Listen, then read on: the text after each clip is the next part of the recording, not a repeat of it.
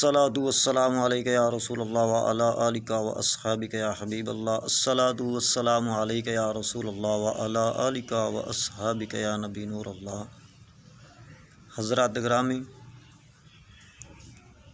بزرگ حضرات جڑے نے انہاں نوں میں اپیل کرنا کہ نوجواناں دے اگے یہ بات واضح طور تے بیان کرن کہ جنہاں نے پٹو دی حکومت دیکھی ہے اور پٹو نو پھانسی دا آرڈر کس نے دتا؟ عدالت نے دتا۔ عدالت دی منظوری دے نال پٹو نو پھانسی دتا گیا۔ اگر پاکستان دی حکومت ہوندیاں ہویاں پٹو وزیر اعظم نو ظلم و ستم دا شکار بناندیاں ہویاں پھانسی دتا جا سکدا ہے تو ساڈی عدالت نو بھی یہ چاہیے کہ عدالت ساڈی دیکھ رہی ہے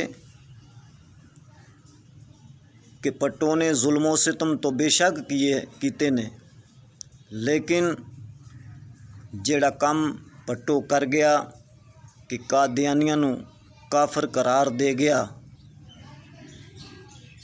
اللہ تعالیٰ ہو سکتا ہے کہ اسے ہی ذریعے دے نال اللہ تعالیٰ اس دی مغفرت فرما دے،